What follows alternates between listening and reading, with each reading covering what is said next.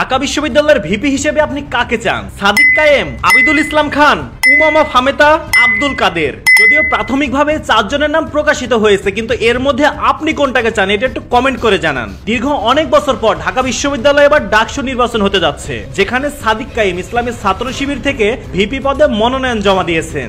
Islamic দল হিসেবে সাদিক কায়েমের ঢাকা বিশ্ববিদ্যালয়ে একটা সুনাম রয়েছে। সেখানে অনেকেই আছে যারা দল মত ধর্ম নির্বিশেষে সবাই সাদিক কায়েমকে পছন্দ করে। অনেক ইন্টারভিউতে দেখলাম অনেকেই চাচ্ছেন ভিপি পদে যেন সাদিক কায়েমই বিজয়ী হয়, কারণ সাদিক কায়েম যদি বিজয়ী হয় তাহলে নতুন কিছু হয়তো ঢাকা বিশ্ববিদ্যালয় পাবে, সেই সাথে পাবে সারা বাংলাদেশ। কারণ বর্তমানে সাধারণ জনগণ থেকে শুরু করে অনেকেই যাচ্ছেন যারা ইসলামপন্থী তারাই যেন ক্ষমতায় আসে এবং তাদের হাত দিয়ে বাংলাদেশটা নতুন ভাবে সাজে কিনা সেটা দেখার তীব্র ইচ্ছা। আর এই তীব্র ইচ্ছার পরিপ্রেক্ষিতেই সাদিক কায়েমকে তারা ভিপি পদে জয়ী দেখতে চায়। এদিকে ছাত্র দলের আবিদুল ইসলাম খান, তারও জনপ্রিয়তা অনেক শীর্ষে, কারণ জুলাই যুদ্ধের সময় তিনি খুবই গুরুত্বপূর্ণ ভূমিকা পালন করেছিলেন, যার জন্য এখন অনেকের মনে আবিদুল ইসলাম খানের জায়গা রয়েছে। আর এই জায়গার পরিপ্রেক্ষিতে অনেকেই চাচ্ছেন ঢাকা বিশ্ববিদ্যালয়ের ভিপি পদে যেন আবিদুল ইসলাম খানই জয়ী হয়। এরপরও স্বতন্ত্র এবং বাকশাস থেকে যারা দাঁড়িয়ে আছে তাদের জনপ্রিয়তার সম্পর্কে আমার খুব একটা ধারণা নাই, কারণ আমি এদেরকে খুব একটা ভালোভাবে চিনিও না। যেহেতু ঢাকা বিশ্ববিদ্যালয়ে সঠিক মানুষকে ভিপি পদে জয়ী করা খুবই গুরুত্বপূর্ণ,